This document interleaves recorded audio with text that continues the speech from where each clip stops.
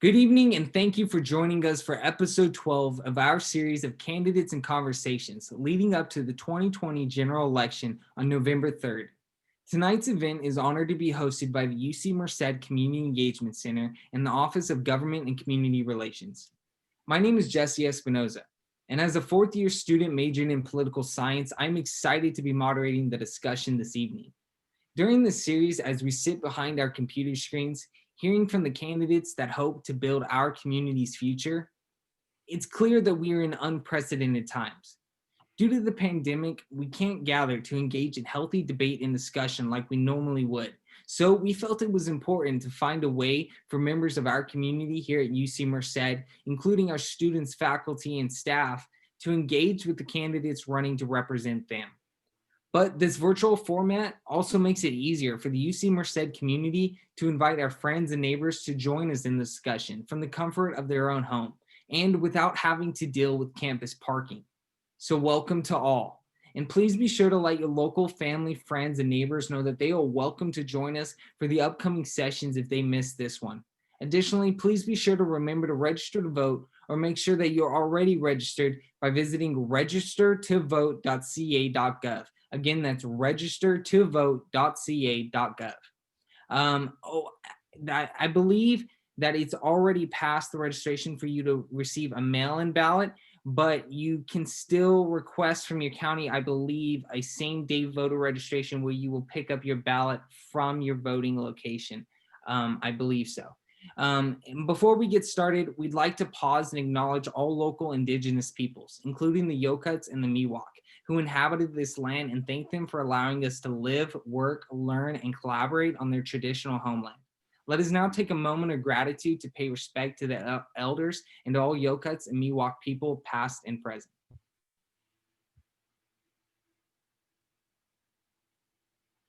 Thank you. Now let's go over a few housekeeping items. First, all participants are muted upon entry. We encourage you to use the speaker view instead of gallery view. We will start with some pre-selected questions for the candidate. Participants can type questions into the chat, and we will get to as many as we can during our allotted time. If you would like to ask your question live, please use the raise hand function or let us know in the chat, and we will unmute you to do so. Again, we will get to as many as we can during our allotted segment. Reminder that this is meant to be a conversation and an opportunity to get to know the candidate. So please keep it respectful and on topic. So without further ado, let's get started. Tonight, we have the opportunity to hear from Jesse Ornelas, candidate for Merced City Council District 1. Mr. Ornelas, thank you for joining us. Let's get started with the basics. First, Mr. Ornelas, please tell us about your background and why you decided to run for City Council. Wonderful, thank you, Jesse. I want to thank you for the land acknowledgement. For our ancestors, our Native brothers and sisters that inhabited this land. Acknowledging land isn't enough. It's time that we start pushing and advocating to give our indigenous relatives the land back that they deserve. But thank you. My reason, well, I was born in Whittier, California, which is down in LA County, very long time ago, and the reason why I was born down there is because my whole family's from Planada, from Merced County. I have a grandmother that was born here in the early 1900s, and my other grandparents migrated here in the early 1900s, and my parents both went to Lee Grand High School, were born and raised in farm labor camps in the 40s. And so when I say in the 1940s, that means it was pre VFW era. It was before Cesar Chavez. It was before there was like farm worker rights. And so the conditions that they lived in really made them who they are, and I owe my mother for my work ethic. She's a hardworking woman. She's about to turn 78, and she just recently retired. I was born down there. I moved back to this county when I was about 16 years old. My father died around that same time, and so I was pretty much left to navigate this community at a time when uh, this community didn't have the tools it needed to to help a young person like me, full of trauma, full of pain, and of like losing a father, and just really raised in a household that was not necessarily healthy. Um, but during this time as a young person, I was able to really start making some friends, lifelong friends, friends that I still have today for the most part. And I stayed in this county. Actually moved to the city of Merced when I was 18 years old, and really only left for about 4 or 5 years when I was left to Arizona to go work for a bit. Um, uh, I have 3 children. I have 6 children altogether. I have some bonus kids from my previous relationship that I enjoy raising, even though that relation. My children have all been born here. All my children have gone to the Weaver School District, of which I sit on the school board. And about 12 years ago, I decided to start making some good choices in my life. Because up until then, I was really having to figure out my way through life, pushing through pain, pushing through trauma, making mistakes, adding to the mistakes with my own bad choices, being gang involved, system involved, for a good chunk of my adult life. And, and I was reminded of like interests and things that I had in my life before my life went out of control. You see, I was raised a Chicano nationalist. I was raised to embrace my Chicano identity. I was schooled at a young age in LA by Brown Beret elders and others that were part of like the original Chicano moratorium, and they talked about Ruben Salazar, and they taught me that my cultural identity is also a political identity. So back to to like 10 years ago when I started going to school and I started making better choices, I was reminded of that cultural identity that is also a political identity. I was reminded that in order for me to call myself a Chicano, that it means that I have a responsibility to be active in my community. I have a responsibility to be a servant to my community, right? And I was like, I got really uh, started engaging in the community. I had formed the Merced Brown Berets, of which we'll have our 10-year anniversary next month of being here in Merced, and and I really just wanted to pay back my community for like taking from it for so long, right? It turned into something so much more. It turned in like I really enjoyed being in the community. I enjoyed learning about my culture. I enjoyed learning about like the Latin American culture here in Merced, and how special we are. And in doing so, I found myself in places, in spaces where they were looking to me for leadership. And it led me to go to Fresno State, major in Chicano studies and minor in anthropology. And it was really, I just wanted to learn about my people. I wanted to learn about my community and the different social factors that uh, contribute to like the quality of life that we have. Um, and I ran 4 years ago.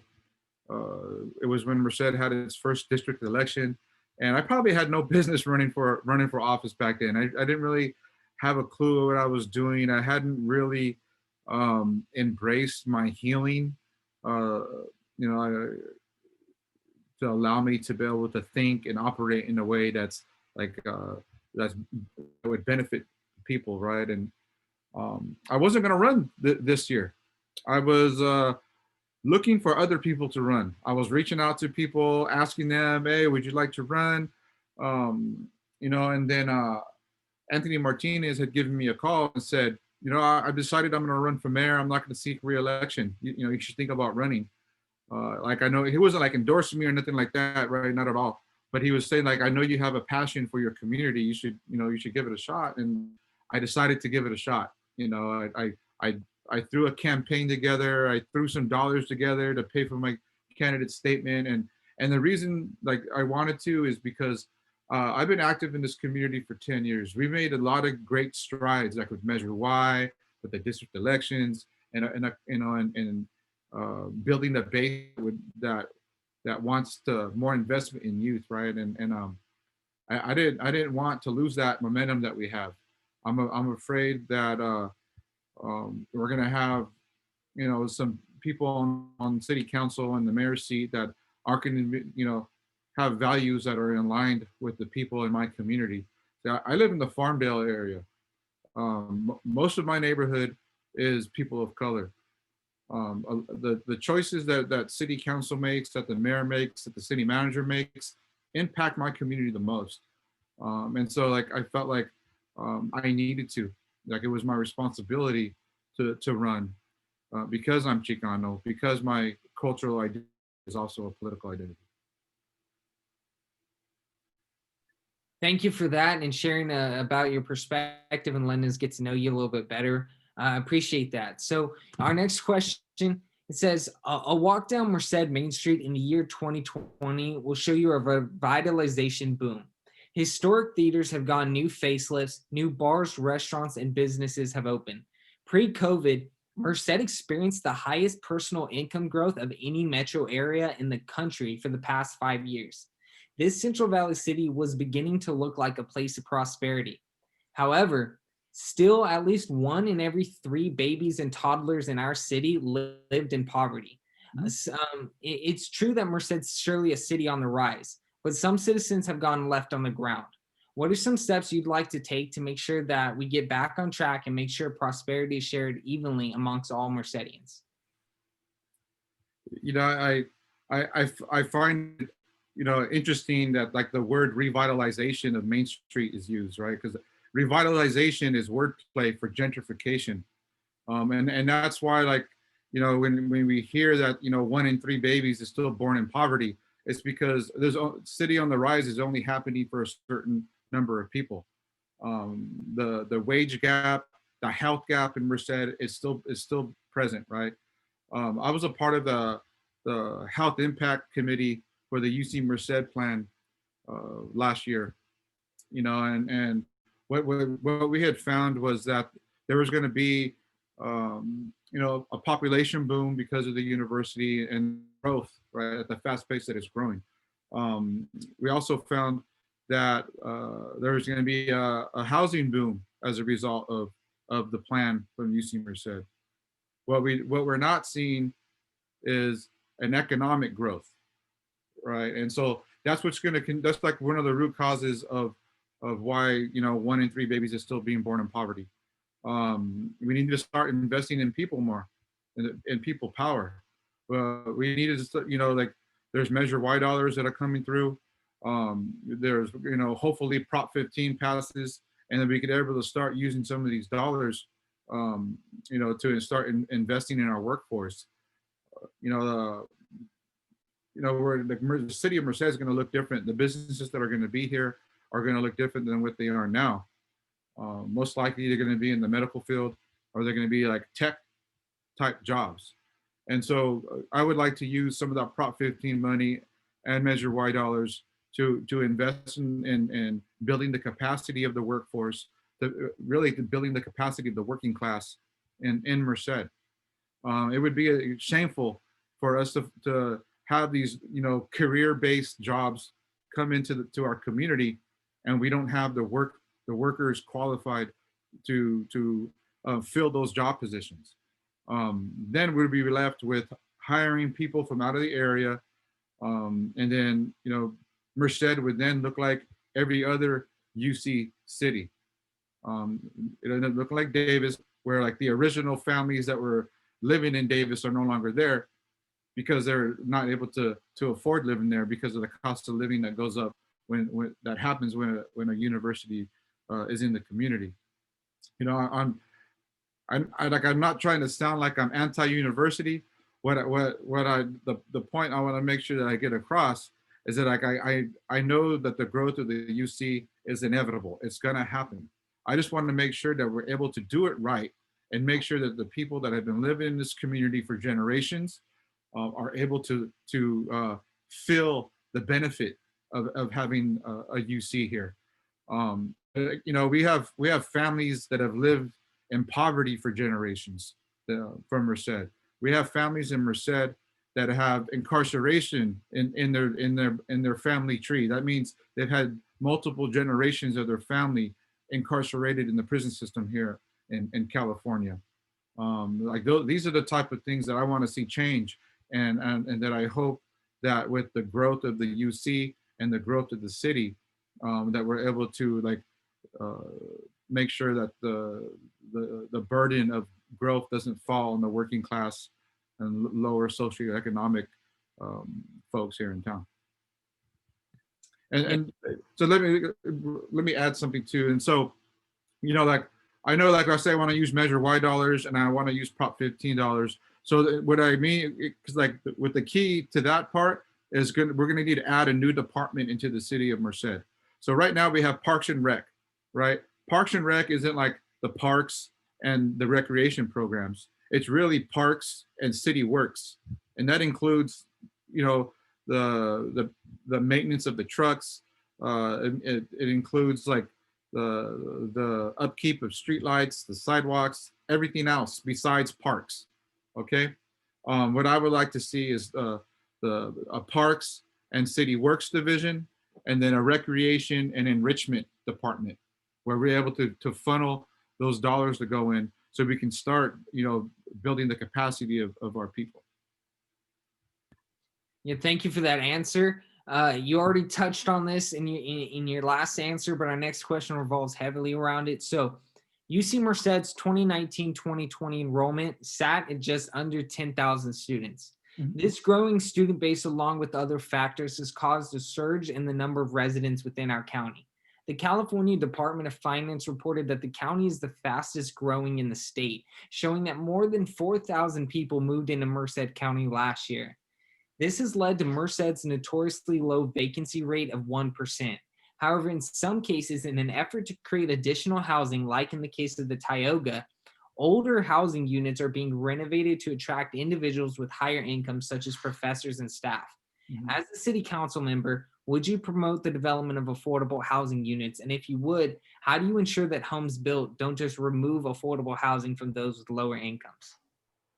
Yeah, you know, like I I think so. One of the things that we're going to do need to do is push back on the UC, have them build some more housing on campus that's affordable. Because when you compare the cost of living at UC Merced to other universities, say like Fresno, is more affordable than Merced. So that's one thing that we need to do. But in regards to affordable housing, um, so I want to be able to uh, help and actually collaborate with other council members, with the city manager, and any other folks in planning, and find developers that are willing to develop houses that are affordable to lower income folks. Um, the past few years, not one house was built for lower income folks. It was all for middle class and upper class. That doesn't do much for us. And what that tells me is that the developers that are coming into our community don't care about us. They don't care about the working class people. They don't care about the people living in poverty. All they care about is lining their pockets, right? And I know that there's other communities in other states that have been able to develop and build houses that are affordable for the lower class. And and all it takes is some willingness from city leaders, willingness from city managers and their planning teams to go out there and find those developers and bring them into town. I also believe that we need multifamily units built in South Merced and most likely in East Merced. And I know that there's a lot of planning already going on I'm okay with. And the reason why I say like we need to build some more um, uh, family homes is we need to be able to use the land that we have, the land that our native ancestors sacrificed for, better. Better land use is very important. We don't need more sprawl, you know. And if we do sprawl, we need to make sure that we're sprawling in the right direction. I would also like to see a South Merced master plan. The master plan that the city of Merced now has, most of it goes north. I think we need to start going more southeast, maybe do some more work in the South Highway 59 corridor. That would help with some development. And I know I'll get a lot of pushback for it because that means farmland is going to have to be, you know, pretty much destroyed and you know, and zoned for one type of purpose or another. You know, it's really about, you know, making sure that we're using land correctly and that we're able to get the developers here in town that are willing to make affordable housing. All right, thank you for that answer. For our next question, according to a group of homelessness service providers and advocates, the Merced County Continuum of Care, there were over 600 homeless individuals living within Merced County in 2019. This is an increase of 93 people from just the year prior. Understanding that this is a huge issue with lots of organizations putting effort into this, in your view, what is the city council's role in addressing this issue? So I participated in that point in time count last year. And I also work downtown Merced. You know, what I feel happens around that time. So like my issue is with the accuracy of that count. Um, I really feel that the numbers are actually bigger than what it is. You know, leading up to the point in time count, you know, we see a heavy influence of law enforcement and concentrated in areas of homelessness, where homelessness is present, right? That scares away homeless folks from being counted. And also include the time of year and the fact that we can only count folks on one day, right? And so I really believe that that number is a lot higher. The city of Merced doesn't put not $1 from its general fund to address homelessness. Not one tax dollar. Every single dollar that comes in from a grant, either from HUD or from another federal agency. You know, I've looked at the budget. I looked at how much each organization is awarded, right, for basically for writing a proposal, right. I really think we're on the cusp of doing some great things around homelessness. My concern is that the city and the county and some of these organizations have created an industry of managing homelessness instead of a rock solid plan on ending homelessness in Merced. I kind of feel like we've strayed from that objective, right, of ending homelessness. And like, I want to hold these organizations accountable, but I also want to be a champion for them if they need more dollars. I want to see us make a dent in this issue. So the first quarter of high school for this academic year, the Merced Union High School District has had 547 homeless families.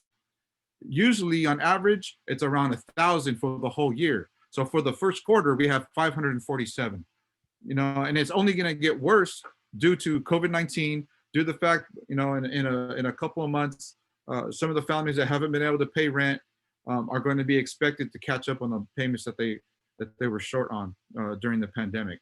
You know, so I'm expecting these numbers to go higher. We need to do more, and we need to do more now. We need to make sure that young people have homes to go into, especially when they're aging out, like, you know, 18, 19, 20, when they're in that transitional age. I have a personal goal, not just if I get elected or not, but I have a personal goal of having a youth-centered homeless shelter here in town. One that would have wraparound services, one that would be like the first steps into getting housing, getting gainful employment, getting, you know, mental health services, mentorship, everything that you need in that one spot. And so I'm going to be, you know, looking for partners and stakeholders from other areas to see how we can make this a reality. Last November, the young people I work with at Youth Leadership Institute made a documentary called the Displaced Youth Project.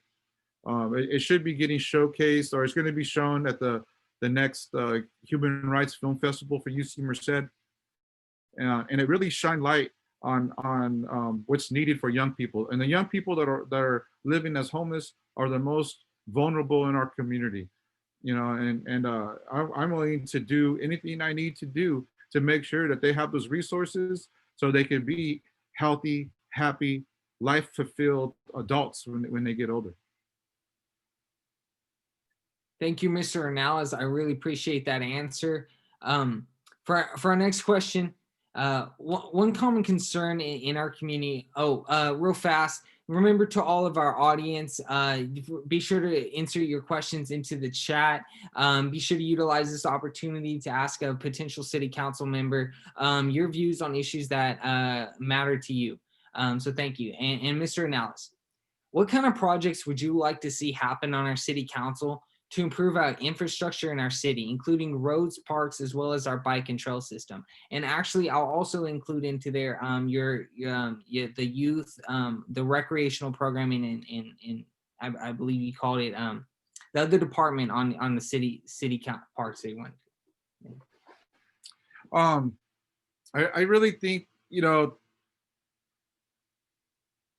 like, I want to do an audit of the budget. I want to see, like, how come our roads are so bad? We've had so many, different tax measures passed.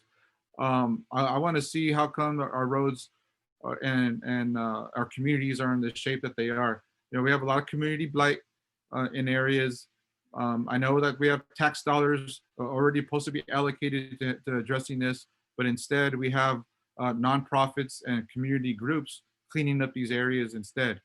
Not that people doing community service is bad or nothing. Like, go for it, man. Like, I like to do it also, and so do my young people. But I think we need to start creating some departments where, like, this budget dollars gets allocated specifically for these issues. We have Childs Avenue through District 1 that goes from Coffee all the way towards Golden Valley High School. There's no damn sidewalks. It's gravel. My daughters used to live in the Weaver Middle School area, and used to have to walk to high school in the rain sometimes, or when it's wet, and there's no sidewalks there. And we've been hearing that something's going to happen there for the longest, and we just need to do it. I think having some city council leaders that just show some initiative and be vigilant in areas like this and just get the job done already. And I think, like, my track record as being a school board member for the Weaver Union School District, like, I was a part of conversations that pushed issues on getting things done at that the remodeling of Weaver Middle School. Myself and my colleagues on the board pushed for things to get done in there that hadn't been done in a long time. And so really, it's just using that kind of gumption that I have. My mom says, I'm always loud, I'm always bold, and I'm always frank. And it's about doing that. It's just, being determined and start, being a problem solver in these issues. Like, when we talk about, like, the conditions of our community and garbage and eyesores, a lot of it would have to do with making sure that we're addressing the homelessness issue effectively. Like, all these issues are intersection.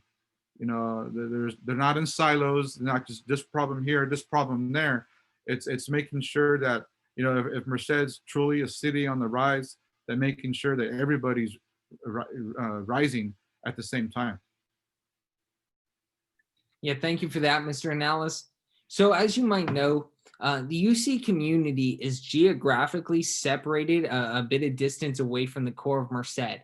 One common concern that this disconnect seems to influence one common concern is the disconnect that it seems to influence between UC Merced community and the Merced community. One way it manifests is that even if a student was living on campus, they couldn't vote in any of the city council district elections or for mayor. So while they are a student at UC Merced living in Merced, to a degree, they can't vote in Merced elections. And among this problem and others that arise from it, some people talk about an annexing or different solutions to it. What type of solutions would you be in favor of to try to bridge this bond and this disconnect between the UC Merced community and Merced overall? Hmm, that's interesting. Um, because like what that would do would add, um, if we were going to include the UC Merced campus into a district, that would overload one district with a lot of voters, right? And so, like, I'll be just real transparent. Like, I haven't even thought about that issue. I would probably turn this issue into a participatory research, model. I would take a lot of surveys, do some focus groups with community members, elected leaders, and some UC Merced faculty and students of what, make sure I know what every uh, faction of community wants to do in this regard. Um, yeah, I think, because UC Merced is so far out that out of town, man. That's I haven't even thought about that part. That's a good question. Yeah, thank you for that. Yeah, it's just kind of something that just kind of rises in the UC community, kind of comes up. So one common concern in our community is, It's kind of hold on. It's kind of not right. Like they don't get no political representation really, even though they're coming into the community a lot. I think that we need to figure out a solution for that. Thank you for bringing that up. yeah, thank you. And then yeah, so thank you for that. So one common concern in the community is about the lack of coordination between county officials and city officials. Do you think that this concern is fair? And if so, what would you do as a city council member to merge this disconnect? I I think like it's intentional. A practice that I've seen is like a lot of passing the buck. The city waits for the county waits for the state, and then nothing happens. Whether it's asking the city of Merced to make city of Merced a sanctuary city, uh, the city doesn't. Going to the county, asking them to make the county a sanctuary county, then they don't, and then they have to wait for um, you know uh, the county, the state to make a sanctuary state. Um, I think we see like the unwillingness to work together around issues like homelessness, especially right, or mental health services, where there's a lack of alignment with what the county offers and what the city offers, which the city doesn't offer anything, right? I just think it's time for our elected officials to like have those real conversations. It's probably has something to do with money, and making sure that the price is right. All right, thank you for that answer. And to all of our members in the audience, we're coming up on the end of our questions. So if you wanted to ask a question, be sure to utilize this opportunity to do so. Mr. Ornelas, what do you think are some of the steps that we should take as the city council to work towards a better sense of public safety? So I feel that we've been trying to incarcerate our way into a solution of a safer community. All it's resulted in is generations of families being incarcerated. The marginalization of young people of color specifically, and our city isn't any safer. We just recently lost a 14-year-old in our community due to gun violence in South Merced. And that happens. It's happening too often now that we're hearing about young people, 15 and younger, being shot. We have programs like the Viper program in the county of Merced that's supposed to be doing predictive policing, right, where they're going to be able to stop, such crimes, right, and we're not like I don't see a dent in it. We see a huge chunk of our general fund dollars going to public safety, going to law enforcement. Um, I don't see us getting the good end of that deal. I don't see the taxpayers getting the bang for the buck, right? More bang for their buck. I don't see it happening. I know that law enforcement, the police department here, has goals of boosting their roster up, you know, and they think that that's going to make us safer. I really feel that law enforcement is spread too thin, and it's not because they don't have enough officers. It's because we have law enforcement doing too many things. We have law enforcement being social workers. We have law enforcement being drug, alcohol, substance abuse assessment takers, givers, right? We have them being homeless advocates, everything that we need them to do that isn't really enforcing the law or keeping people safe. And so when I talk about Prop $15, when I talk about Measure Y dollars, I talk about reallocating budget dollars that are going to match the values of the community. If the community is saying we need more investment in youth, then let's use those tax dollars to invest in youth. If the city of the people of Merced are saying we need to address homelessness better, then we need to start allocating general fund dollars into it, right? Into these issues. We can't depend on law enforcement to do everything. We need prevention plans, prevention programs in the city of Merced. We need them to be able to catch the young people before they start participating in risky behavior. And I don't mean catch as an arrest. I mean, we need to get them while they're young before they start making bad choices. We need more things for young people to do besides sports. I feel like every elected official running for office is always talking about this sports program, that sports program. I did this for this sports program. Well, one thing I know is that if a young person doesn't qualify to play for a school team, they're going to join the neighborhood team, and then we got a whole different type of problems. And I'm not talking about a sports team either, and we just need to start thinking differently. We need to be innovative in our tactics in Merced. Everybody just wants to keep doing the same thing that we've always done, and it's like pure insanity because we keep getting the same results, and those results is like the 14-year-old that just got murdered on 5th Street the other day. Thank you for that answer, Mr. Ornelas. We got a question from the chat. Priya, take it away. Hi, thank you so much for joining us today. I appreciate it. I have a quick question. You just mentioned that 14-year-old boy. I'm a mother. I have 3 children. I am so worried. And I'm also worried when I hear city council members or people coming to city council meetings saying, we need to defund the police or disarm the police. I'm concerned. So what would you say to someone like me? Well, I would kind of go back to my last answer. I think we've already overstrained our police enough, right? And so, I feel that if law enforcement doesn't respect the people in the community, then in a way they shouldn't be in law enforcement, all right?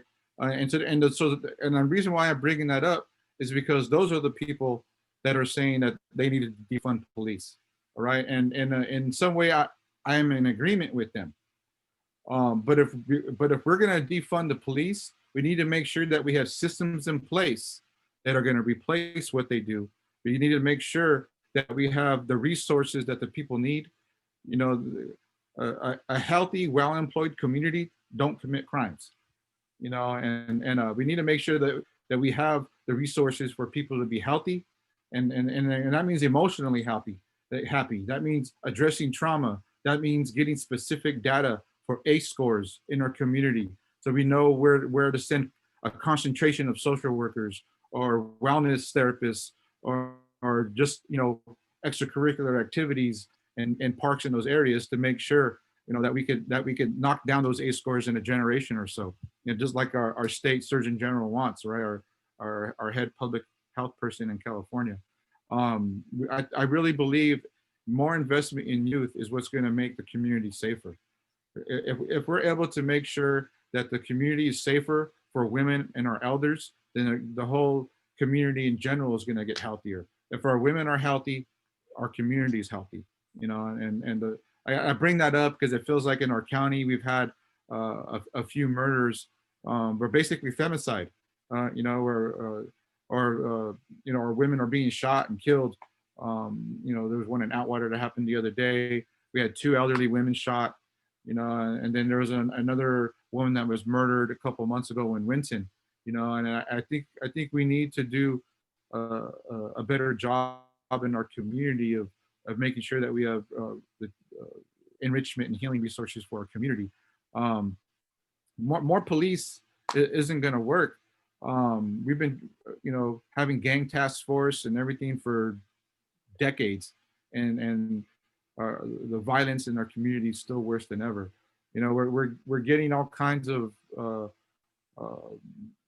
like we see in the newspaper all the time. People are being arrested with guns every day. Every day, people are getting arrested with guns, and like we need to get a gun out their hand and give them a hammer. We need to make sure that we got the resources that we need to address this issue. Oh, thank you. I just want to ask a follow-up. So I agree with you. I think we need more investment in youth. We need more jobs. But when there's this Facebook page that I'm part of, every day I'm seeing murders or people being arrested. And so how do we solve the problem that we have on hand currently? Because obviously having more social workers, I don't think is going to prevent the crimes happening right now. So if you were in city council, like in the next 2 months, what would the first thing you would do to address the current crime, the current violence, in my opinion, that's going on? You should read the comments on Facebook. Everybody's afraid, and everybody keeps saying, oh my gosh, like, I can't believe this is Merced. This was not what it was 20 years ago. So I just, what do we do right now? Like, I agree with all of you, like going forward, yes, we need more social workers, more opportunities for youth, not just like sports, but academics and internships and all those things. But what do we do right now? See, I don't believe in making reactionary decisions based on what's happening on social media.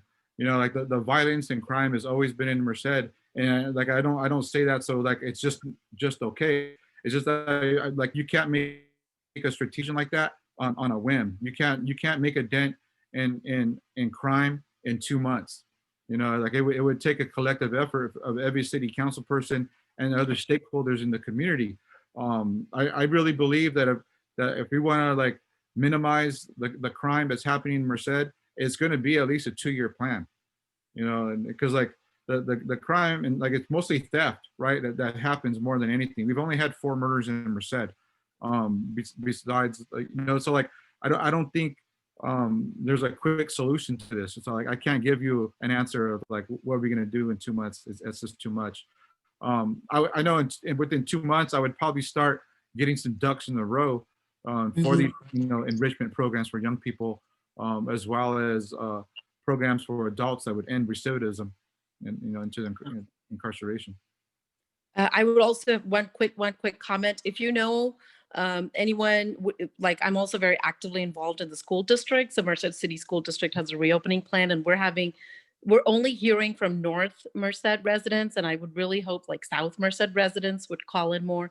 So if you use your connections and have them call for meetings and just talk about what their experience has been with direct distance learning, and if they want their kids to go back to school. It would be very beneficial to hear from our fellow citizens in South Merced also. Yeah, I also sit on the school board for Weaver Unified School Union School District, and we voted to not do in-person learning until January.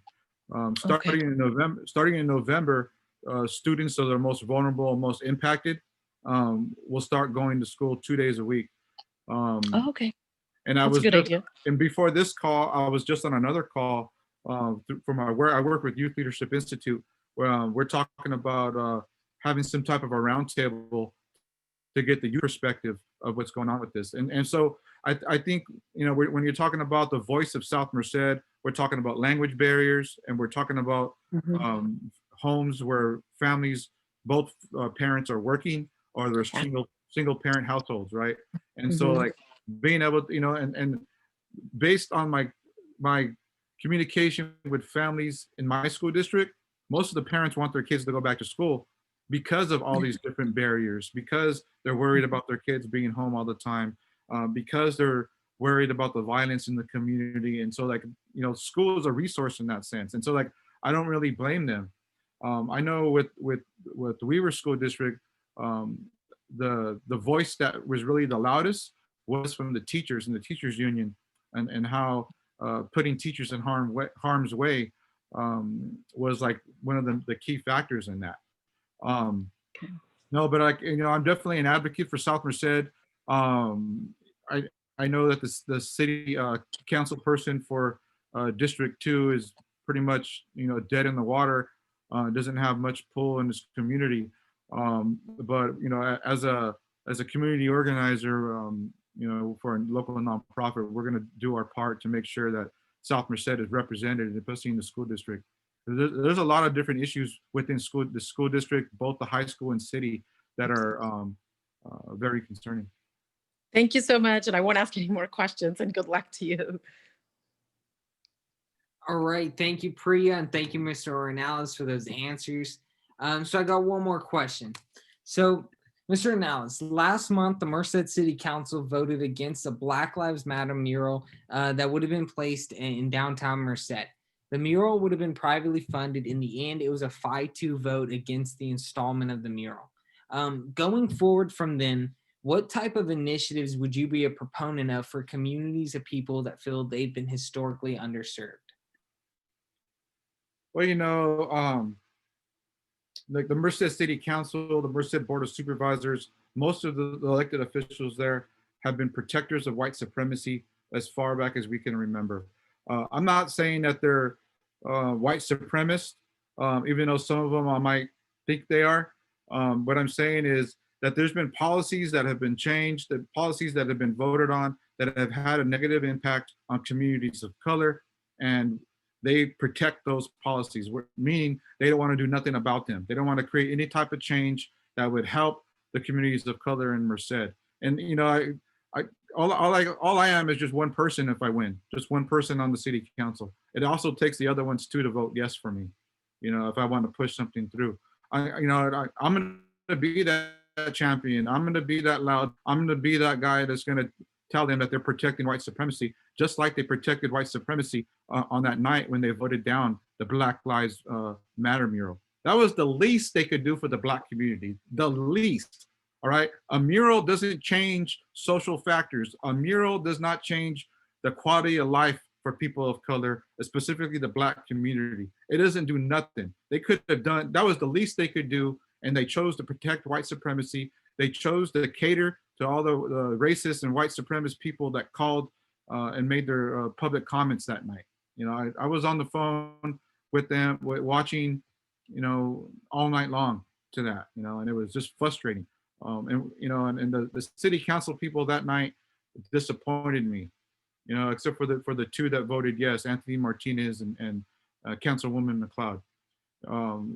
Those elected officials went out to Courthouse Park 2 weeks prior to that, or a month prior to that, took a knee with the community, took a knee with the Black community in memory of George Floyd, and how quick did they forget? They said that Black lives mattered to them, and how quick did they forget? And like this issue isn't something new. We've had the data, we've had researchers from out of state come to Merced and collect data. That's when we found out that Black youth, Black folks are 6 times more likely to be arrested than white folks, even though they're only 9% of the population. And so like this type of stuff, it's not new here. It just we're just being reminded of the grip that white supremacy has in Merced and in the Central Valley. Thank you, Mr. Ornelas. If anyone's got any more questions, now would be the time to put them into the chat. And before we end the conversation, we like to give the candidate a minute or so for closing remarks. So, Mr. Ornelas, what would you like our audience members to really remember and take away from tonight's discussion? All right, well, let me start. So like if I win, like I don't want to make I guess I'll make this promise, right? If I win, I promise to hold community circles with my district once a month. If I lose, I promise to hold space for community members and whoever wins the this district race. I think what I want people to know is, like, I'm not a politician. I did not take, I didn't try to get any endorsements from any special interest groups. I didn't take no money from any special interest groups, nothing but from my friends and family that donated to me. I'm not a politician. You know, I'm a community organizer.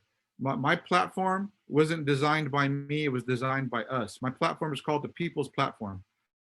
I got to share a little bit with you, you know, like, and I'm not one of these guys, I'm elected, I know everything. The thing is, I believe in participatory research, and I depend on people to help me make decisions, and that's what I would do. And you know, and I don't really, I'm not okay with how the city of Merced is ran, and you know, and I'm not going anywhere, even if I lose. I've been in this community, advocating for people in this community, and I'll continue to do so. And like, I'm not exempt from being held accountable either. You know, and I try to walk it like I talk it the best I can. At the end of the day, I'm just trying to make my kids and my mother proud of what I do, you know, and like being within the community is my purpose in life. I'm just lucky enough to be able to do it here in Merced. Thank you, Mr. Ornelas, for participating and for letting us get to know you a little bit better. To all of our participants in the chat and at home, please, please, please make sure that you're registered to vote by going to registertovote.ca.gov. But again, like we said in the beginning of the video, the time to request a mail-in ballot has passed. So I believe what you have to do is request the same day voter registration, and then go pick it up at the county. But talk to the county department about that, your voting center. If you haven't got registered to vote, and if you have already registered to vote, be sure to turn your ballot in soon. They have to be postmarked by November 3rd. You can turn it in the polling location. So thank you for that. Everyone, please join us for the upcoming Candidates in Conversation. Our next one is Tuesday, October 27th with Jim Costa, candidate for California's 16th Congressional District. You can visit events.ucmerced.edu for our future dates and candidates. Thank you all again. We'll see you next time. And thank you, Mr. Ornelas, for participating. Wonderful. Thank you.